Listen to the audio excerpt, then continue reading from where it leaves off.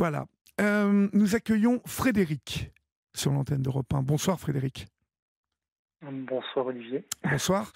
D'où nous appelez-vous Frédéric? Alors je vous appelle de Bruyères-et-Montbérault à côté de Laon, dans l'Aisne. D'accord. Et quel âge avez-vous? J'ai 40 ans dans une semaine. D'accord. Ça vous fait marrer? Oui, ça me fait rire. Ah ouais, bah c'est bien ça. C'est bien. Oh, toujours, il faut rigoler. Bon. Alors, de quoi voulez-vous me parler, Frédéric? Alors, j'aimerais bien vous parler du fait que j'exerce un métier assez atypique pour un homme, qui est celui d'assistant maternel, donc autrement dit nounou, D'accord. depuis maintenant 4 ans. Ouais. Et ça n'a pas Voilà, toujours tout été simple. votre métier, je crois. Non, du tout, du tout. J'ai fait gendarme, agent de sécurité, et puis bah maintenant nounou. D'accord. Alors, ça va Voilà. ça va être intéressant, bien évidemment, de comprendre cette transformation hein, de carrière. Euh, Gendarme, d'abord. Vous y avez passé combien de Oui. temps dans la gendarmerie? Moi, j'y ai passé 6 ans. D'accord. Et ça Oui, vous a j'étais plu? un escadron mobile. Oui. Oui et non, on va dire que le métier en lui-même, quoi du moins. Ce que je me représentais en tant que jeune d'un gendarme, ça me plaisait. C'était, enfin, le fait d'avoir comment est-ce que je peux dire ça? Le respect du gendarme, tout ça, c'est pour ça que j'y suis allé à la base, parce que Oui. j'avais un respect énorme de ce métier-là. Mhm. Et quand j'ai vu ce qu'était le gendarme, ce qu'était le métier, la dureté du métier, du comportement des personnes, j'ai compris que je n'étais pas à ma place, en fait. D'accord. Alors, quand vous parlez du comportement des personnes, Frédéric, c'est intéressant hein, de vous avoir au téléphone ce soir pour tout un tas de raisons. Et bien évidemment, nous allons aborder votre nouveau métier aujourd'hui, hein, sur lequel vous avez sûrement Mhm, beaucoup de choses tout à à fait. dire. Mais qu'entendez-vous par le comportement dur des personnes publiques ou collègues, ou les deux à la fois? Non, non, non, c'était plus du public en général. Après, les collègues, on était soudés. J'étais dans un escadron de gendarmerie mobile. Donc, ça fait que je partais. J'ai fait plusieurs déplacements, on va dire, dans toute la France et D'accord. même en Côte d'Ivoire, La Corse, tout gendarmerie ça. mobile, c'est celle qui se déplace lors des manifestations ou quand ça chauffe un peu, c'est Voilà. ça? D'accord. C'est ça, c'est ça. C'est un sacré métier, ça, quand même, hein? Oh oui, tout à fait. Hein, parce que Tout à fait. Et je les vois à puis, Paris souvent. Alors, je n'ose pas m'arrêter parce que j'ai très envie de m'arrêter à chaque fois, de discuter avec eux. Mais je crois qu'ils n'ont pas le droit. Hein, vous n'avez pas le droit de parler avec le public, non? on peut discuter tranquillement, il n'y a pas de souci de ce côté-là. Ah, Après, d'accord. ça dépend quel est le moment. Ça Ah oui, dépend à bien quel moment. évidemment. Si Bien jamais on évidemment. est, voilà. Après, Ah, je pensais que vous n'aviez non. pas le Après, on droit, peut en toujours fait. discuter. D'accord. Ah non, on peut toujours discuter ça là-dessus. D'accord. D'accord. Après, on peut pas non plus discuter de tout et de rien Et non oui, c'est plus. ça, oui. Mais voilà. Mhm. Comme moi, je suis une vraie pipelette et Non. que je suis curieux, il est certain que je poserai peut-être des questions auxquelles voilà, il serait gêné de répondre. Auquel ils ont pas. Et j'en profite de vous Tout avoir à sous fait. la main pour, pour justement vous les poser. Ce métier-là, se déplacer en majorité hein, sur des événements chauds, c'est un Mhm. sacré choix, ça, que vous avez fait. Ben, c'était, oui, tout à fait. Ben, après, voilà, j'avais envie de découvrir ce que c'était en fait. J'étais jeune, je savais pas quoi faire de ma vie. Je m'étais dit Oui, bah tiens, pourquoi pas faire ce métier-là, puisque c'est un très beau métier. Et puis voilà, après j'étais jeune aussi, oui. donc du coup je n'étais pas spécialement prêt mentalement à un tel choc. Oui, parce que Et c'est un puis choc. ah oui, oui, oui, oui. Ben, quand on est jeune, oui, quand on sort de la maison, on a 20 ans. On découvre ce monde-là d'un coup. Voilà, on se retrouve rapidement avec un bouclier devant des gens. On se demande ce qu'on fait là. Honnêtement, voilà, Ah oui, oui. c'était assez particulier. Parce que vous m'avez l'air d'être un garçon très sympathique, assez doux, et finalement, euh, se retrouver face à des gens qui sont régulièrement en colère comme ça, euh, oui, ça doit être fatigant, non, nerveusement? Ben, c'est ça, c'est tout à fait ça. C'est ben, pour moi de mon côté. Après, il y en a qui étaient plus matures que moi. Moi, j'étais un gamin. Il n'y a pas d'autre terme. Ouais, ouais. Ça fait que voilà, je n'étais pas du tout prêt. Je n'imaginais pas ça. Moi, pour moi, le gendarme, c'était la personne qu'on respectait, Bon, même moi, encore aujourd'hui, je me fais arrêter sur le bord de la route parce que j'ai fait un excès de vitesse. Ben, je dis, ben oui, monsieur, oui, j'ai fait un excès de vitesse, et puis voilà, c'est Bien tout. évidemment, bien évidemment. Euh, voilà. Ça s'est Et perdu, ça, puis, Frédéric. et oui, Le respect de et oui, il y a l'uniforme. même. Bon, moi, C'est ça, c'est. ma génération a été éduquée dans le respect de tout uniforme, hein, que ce soit le gendarme, que ce soit le policier, que ce soit le pompier ou le contrôleur SNCF. Euh, on a toujours été éduqués dans le respect de l'uniforme. Aujourd'hui, ça a totalement disparu. C'est ça, c'est un petit peu compliqué, quoi, du moins encore pire maintenant, puisque moi c'était il y a maintenant 20 ans, quoi, du moins 15 ans, j'ai arrêté il y a 15 ans. C'était déjà, il y avait déjà eu des incidents, notamment à Méru, dans l'Oise. Ça, je m'en souviens tout le temps. Oui, Voilà, ça m'a marqué, quoi. Du moins, il y a eu des événements lors des cités, il y a eu pas mal de choses oui, oui. euh, qui m'ont marqué, moi, voilà, parce que j'étais peut-être un peu trop jeune à ce moment-là. J'étais pas formé mentalement à tout ce que j'ai vécu. Mhm. Et puis voilà, quoi. Clairement, Après, on, allez-y, allez-y, excusez-moi. Après, j'allais dire, après, je ne regrette absolument pas ce que j'ai fait, ce choix d'avoir fait, puisque mine de rien, la gendarmerie m'a formé. C'est Mhm. grâce à la gendarmerie que je suis devenu ce que je suis maintenant. Et voilà, ça m'a permis de réfléchir sur moi-même, de me poser plein de questions, de Ouais. voir ce que je voulais faire de ma vie, Mhm. et puis qui m'a donné les armes de pouvoir y arriver. Mhm. Surtout ça aussi. Mais je suppose que quand cette envie, hein, cette vocation est née en vous, sûrement peut-être peut-être même petit garçon ou préadolescent, euh, vous étiez loin de réaliser qu'aujourd'hui, être gendarme et surtout être gendarme mobile, c'est tous les matins, tous les jours risquer sa vie. C'est ça. C'est ça. J'imaginais pas du tout à quel point ça pouvait être dangereux, en fait, Ben tout oui, simplement. oui, c'est très dangereux. C'est Aujourd'hui, il y ça a des qui gens qui est. veulent tuer du flic, en fait, qui veulent tuer Oui, du oui, gendarme. oui, oui. Mais oui, c'est pour ça que je suis bien content d'avoir quitté ce Mhm. métier-là. Alors, on va le voir, C'est hein, Frédéric, ça correspond aussi avec la naissance de votre fille, qui, je c'est ça. suppose, a pesé lourd dans votre décision de vous préserver, hein, de vous mettre en sécurité. Bah, en fait, c'est même avant sa naissance, puisque avec mon épouse, qui était ma copine à l'époque, Oui, on voulait faire un enfant. C'était dans le but. Et puis moi, je ne me voyais pas éduquer un enfant, déjà en n'étant pas à la maison, oui, en amenant des risques à la maison, et puis avec cette vie-là, je ne me voyais pas. Je voyais des collègues qui étaient mariés, qui avaient des enfants, qui, pas tous heureusement, mais il y en avait pas mal qui divorçaient, les enfants étaient mis de côté, ou bien ils disaient je ne vois jamais mes enfants.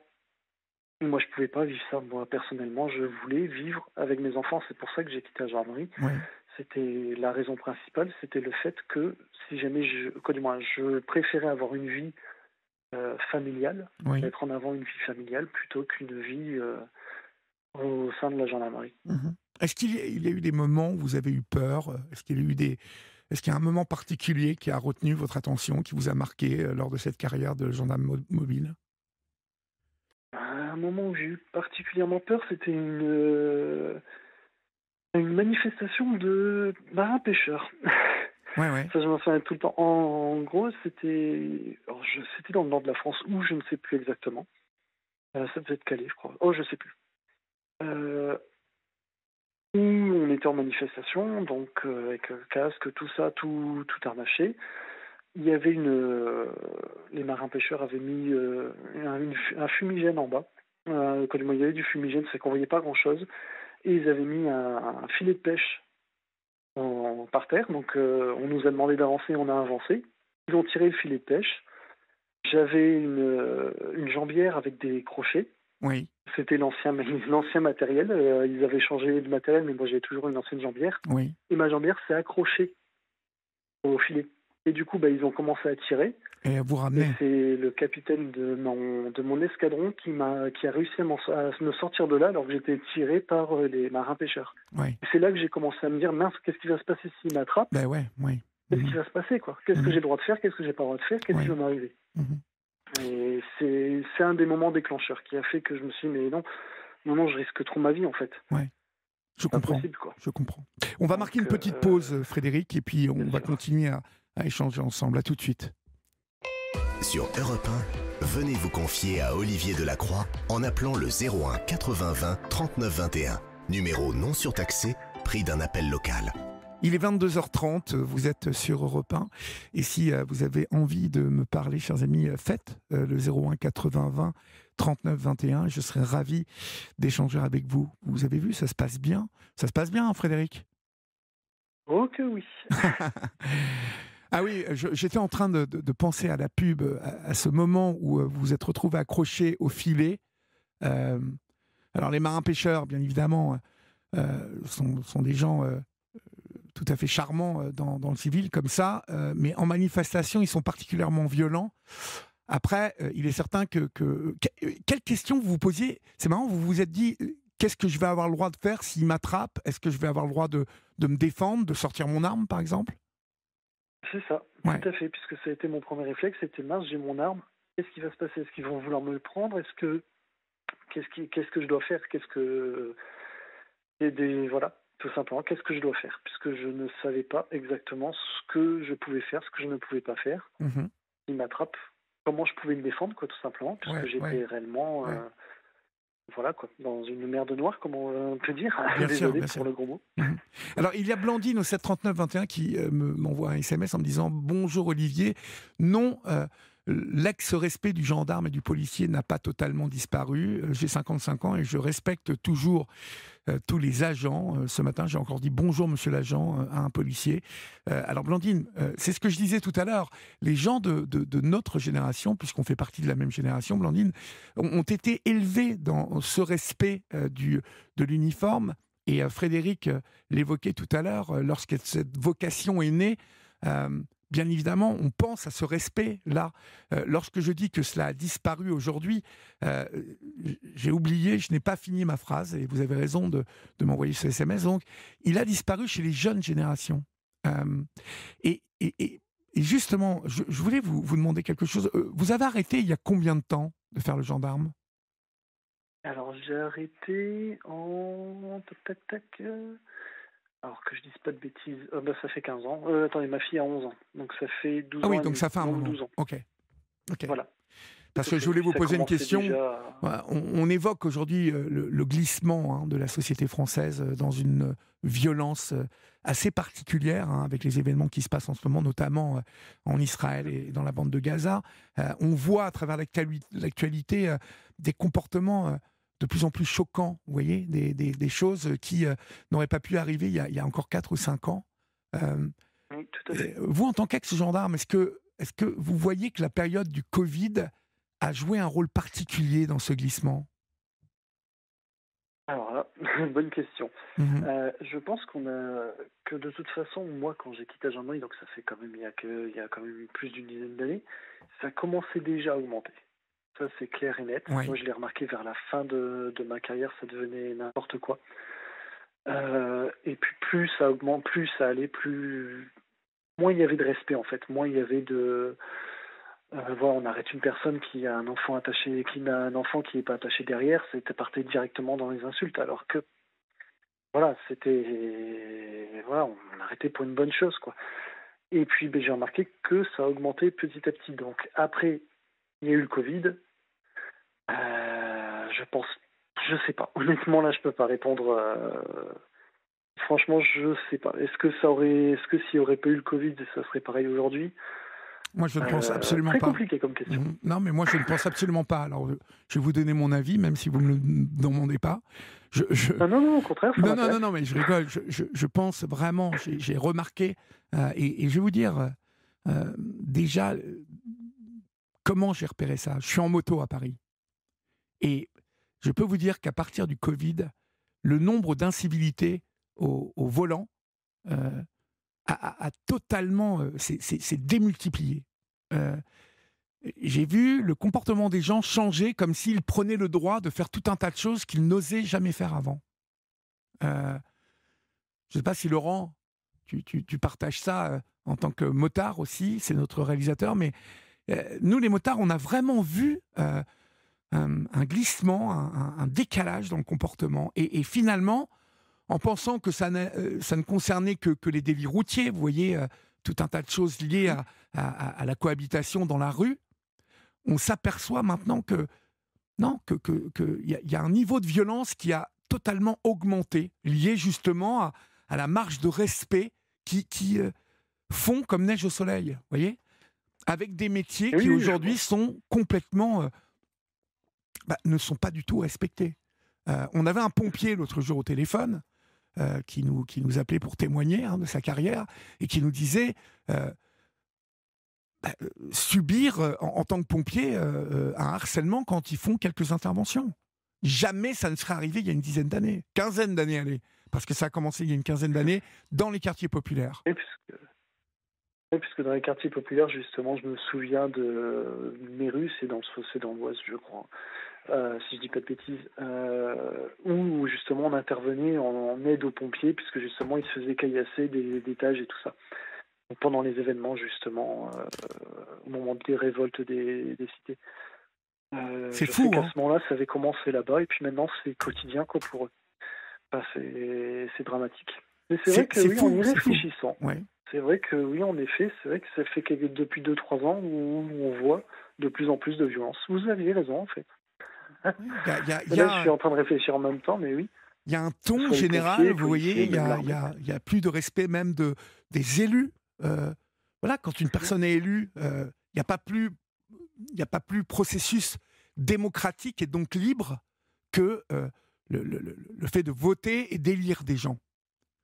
Toute notre liberté, aujourd'hui, on la doit à notre système, à la République, vous voyez. Et ça n'est pas Emmanuel Macron qu'on le doit, c'est depuis toujours, à la Ve République. Vous voyez, donc ça ne tient pas à un parti politique ou quoi que ce soit. Mais même les élus ne sont pas respectés aujourd'hui. Les maires, le nombre de maires agressés, de députés agressés, enfin c'est un truc de fou. Bon. Souvent c'est pour pas grand-chose en plus. Et en plus, oui. Bon. C'est ça moi qui m'horripile le plus. Et le fait que ce soit pour des broutilles. Ce sont des choses qui peuvent se gérer, mais non, il faut que ça y ait de la violence. Non, on peut gérer en parlant. C'est ça le pire. Complètement. Comment vous ressentiez-vous les gendarmes, vos collègues? Est-ce que vous vous sentiez quand même protégé ou assisté par votre hiérarchie ou finalement c'est aussi compliqué ça, on marche un peu sur des œufs lorsque justement on intervient en milieu hostile comme ça? Alors, moi, de mon côté, en tout cas, avec ma hiérarchie, franchement, j'ai jamais eu aucun problème. Dès que j'avais besoin d'en parler, je pouvais en parler. Après, il y avait toujours le fait qu'on est dans un milieu d'hommes, donc du coup, on évite de parler de certaines choses. Mais honnêtement, moi, j'ai eu aucun souci de ce côté-là, au contraire même. J'ai même été plus épaulé que certaines autres collègues qui n'osaient pas en parler, qui n'osaient pas parler des choses qui leur tracassaient.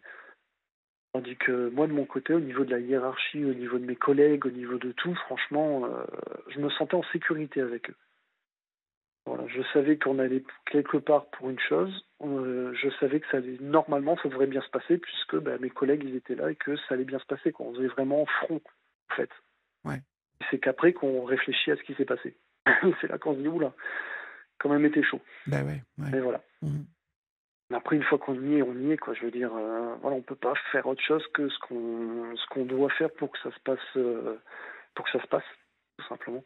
Et après, vous deviez avoir des collègues qui aimaient cet engagement physique, ce contact rugueux. Je sais qu'il y a des gendarmes qui m'ont parlé, qui m'ont dit qu'ils aimaient être gendarmes mobiles, qu'ils ne pourraient pas faire autre chose. Ah oui. Après, c'est un métier passion. Honnêtement, on en reviendra plus tard au métier passion. Mais moi, je pense que si on n'a pas le feu en soi, si on n'a pas l'envie réelle de faire partie de ce métier-là, de faire partie de ce corps d'armes-là, c'est une vocation, il faut vraiment l'avoir dans le sang. En fait. Ouais. Et puis on est en danger après, si on ne l'a pas complètement dans le sang, je pense. On peut se mettre en danger. Quand on l'a pas, après on réfléchit un peu trop. Ouais. Et ce sont des métiers où bien évidemment il faut réfléchir, mais il y a des situations où il n'y a pas le choix, quoi. Et donc vous avez raison de dire qu'il ne faut pas trop réfléchir. Alors venons-en au métier passion.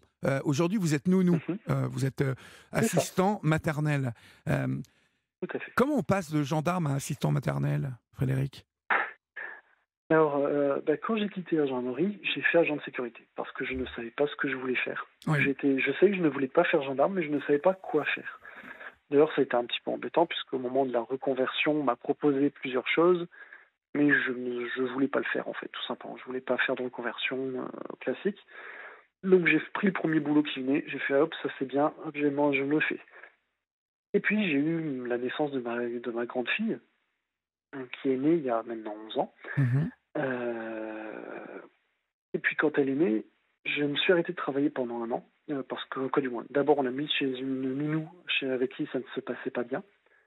Donc du coup je l'ai arrêté, avec ma femme on en a discuté, vu que j'avais un travail qui me permettait plus ou moins de trouver du boulot assez facilement à n'importe quel moment, et que je gagnais moins qu'elle, puisque elle travaillait en banque, donc du coup elle gagnait un peu plus. J'ai dit, bah écoute, je m'arrête de travailler, je passe au chômage, je me fais licencier, je m'occupe de la puce, et puis je retrouverai du boulot plus tard. Donc Mhm. c'est ce que j'ai fait pendant un an.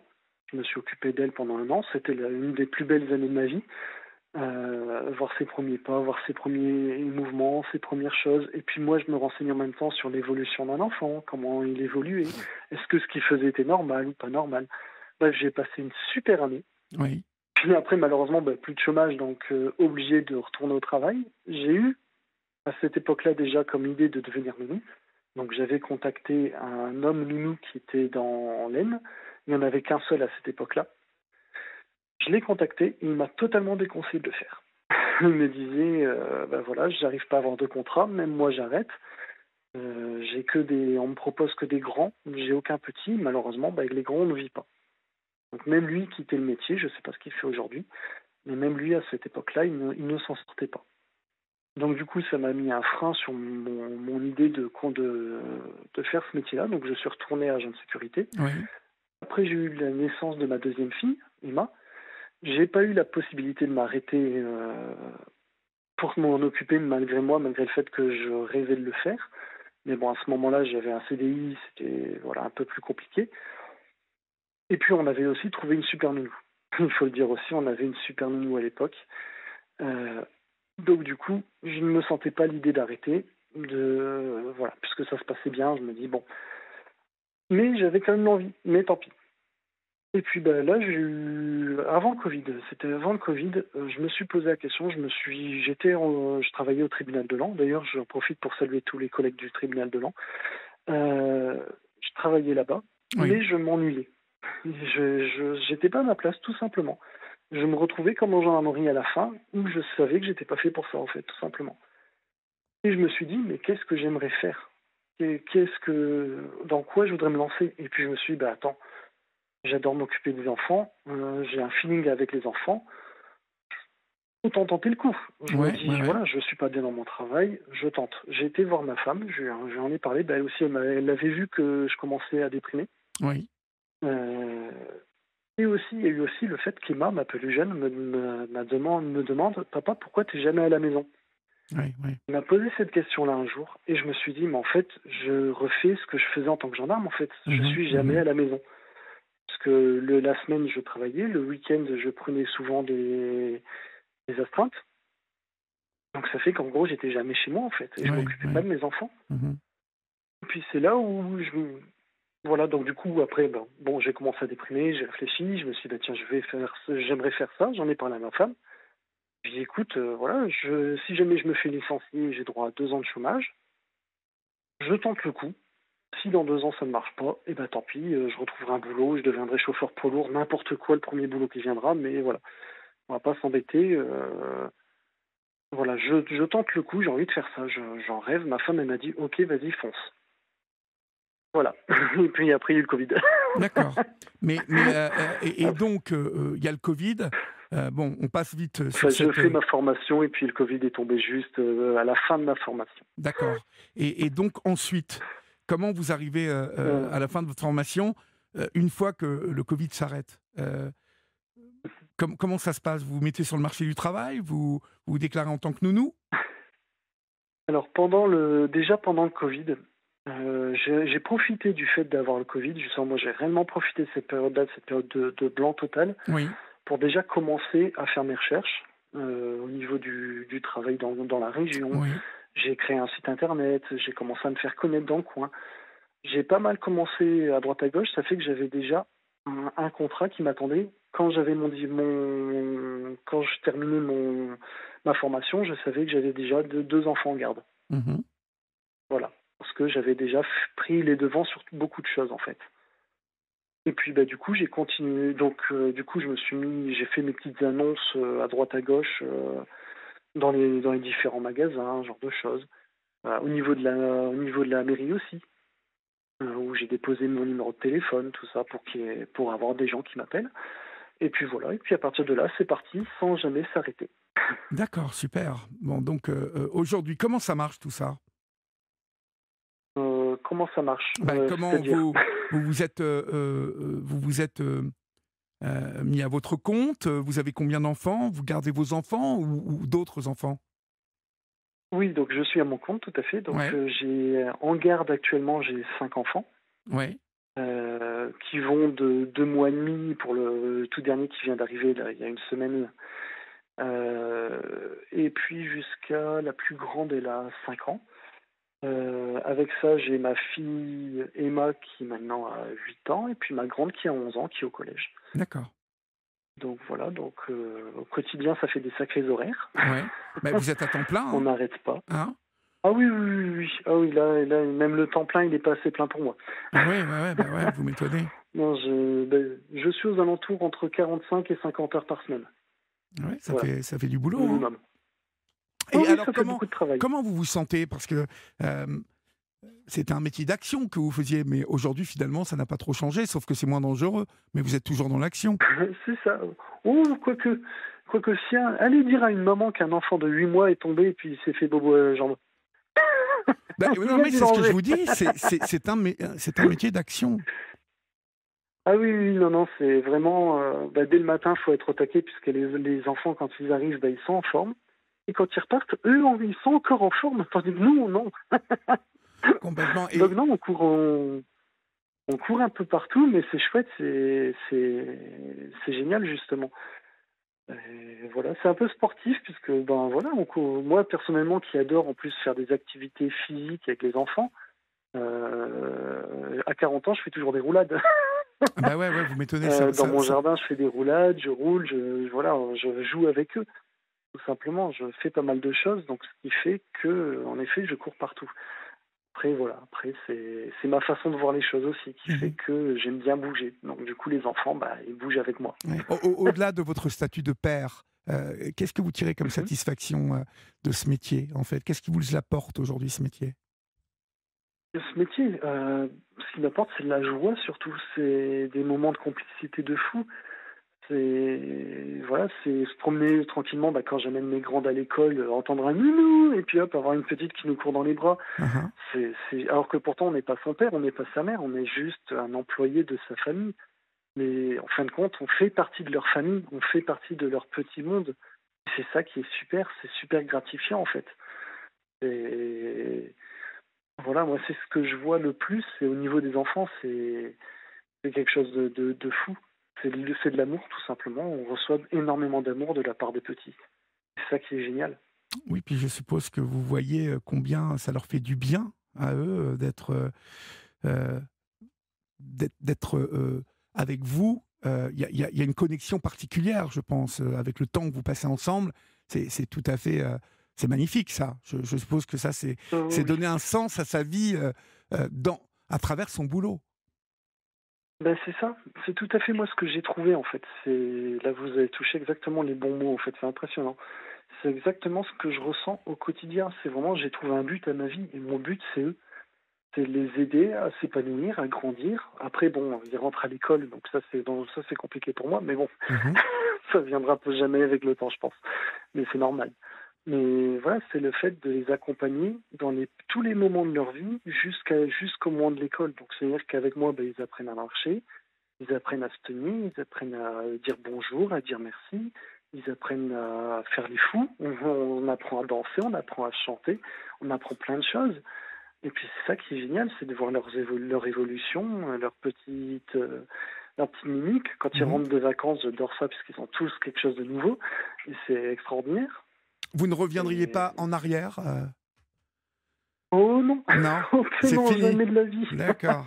Très bien. Non, non. Mais attention, je ne regrette absolument pas ce que j'ai fait. C'est ça Mhm. qui est dingue, c'est que voilà, malgré tout ce que j'ai vécu, je le regrette pas, parce que Mhm. c'est ce qui m'a formé, c'est ce qui m'a permis d'être ce que je suis, d'avoir trouvé un sens à ma vie, tout simplement. Mhm. Chose qui n'était pas le cas il y a encore quelques années, quoi. Vous Tout avez simplement. évoqué avec ma collaboratrice, vous lui avez dit, malgré les préjugés sexistes, mon métier me comble. Vous sentez qu'il y a des préjugés sexistes quand on fait ce métier-là, qui est traditionnellement un Alors, métier de femme? tout à fait. Donc là, ça sera un petit message que je dirais au papa qui aimerait se lancer ou au monsieur qui aimerait se lancer. Blindez-vous d'abord. Parce que moi, je m'y attendais, donc du coup, ça ne m'a pas surpris. Euh, mais oui, je me suis pris des remarques du genre, ben, tu voles le travail des femmes. Ben non, c'est pas un métier de femme à la base, c'est un métier pour tout le monde. Voilà, on me l'a reproché à maintes reprises, on m'a dit, voilà, après c'était plus des genres de choses, bah, tu vas passer ta journée à jouer à la console pendant que tu vas donner des jeux aux gosses et puis tu vas pas t'en occuper. C'était des trucs comme ça, alors que jamais on dira à une nounou femme, bah, en fait, quand tu passes ton temps à jouer ou à faire autre chose, bah non.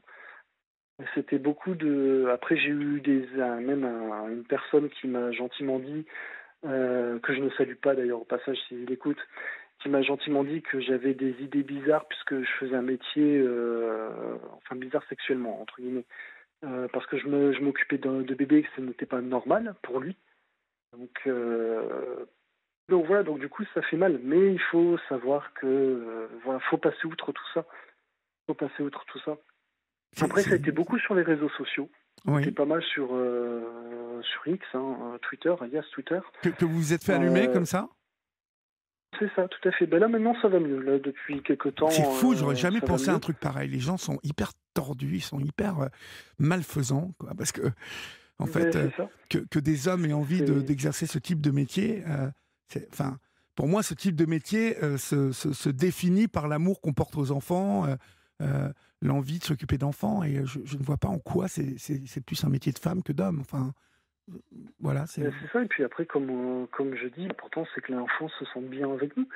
Si l'enfant se sent pas bien avec moi, ben, tant pis, on change, et puis c'est tout. Mais l'important, c'est que l'enfant se sente bien, l'enfant soit heureux, épanoui, et puis que tout baigne, quoi, tout simplement.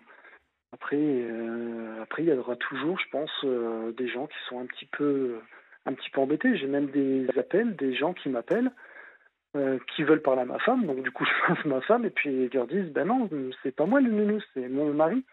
Et puis du coup, ben ça raccroche. Ah oui, d'accord, sympa. Donc souvent, moi, je rappelle pour dire, c'est bizarre, ça a raccroché. J'aime bien, voilà. Voilà, c'est pour ça que je dis, il faut se blinder, il faut le passer en rigolade, Ouais. puisqu'autrement, on peut déprimer. Après, j'ai Mhm. eu des parents qui sont super, heureusement. D'ailleurs, je les salue s'ils écoutent. J'ai des parents qui sont super, qui sont avec moi depuis le début et puis avec qui ça se passe super bien. Dont les enfants, ça se passe super bien. Là encore aujourd'hui, on s'est tous déguisés, vu que j'avais tout le monde jusqu'à 14 heures. Du coup, on est tous partis cet après-midi pour aller chercher des bonbons avant que les mamans arrivent. Oui, c'est Halloween. Donc, Là. résultat des Ouais. courses, on est arrivé en retard pour rendre les enfants puisqu'on était dans notre promenade. Vous savez qu'on était tous déguisés, c'était chouette. Une super journée. Et puis voilà, quoi, c'était ces petits moments comme ça qui sont super cool. Tout ça a l'air de Et vous puis voilà. épanouir totalement, mon cher Frédéric. Merci beaucoup pour Oh, oui. votre luminosité ce soir dans ce témoignage sur l'antenne d'Europe 1. Bravo, et puis bonne continuation à vous. Merci beaucoup. Je vous en prie, passez une bonne soirée, Frédéric, et merci pour votre appel. Bonne soirée Au également. revoir. Merci pour tout. Au revoir. Au revoir.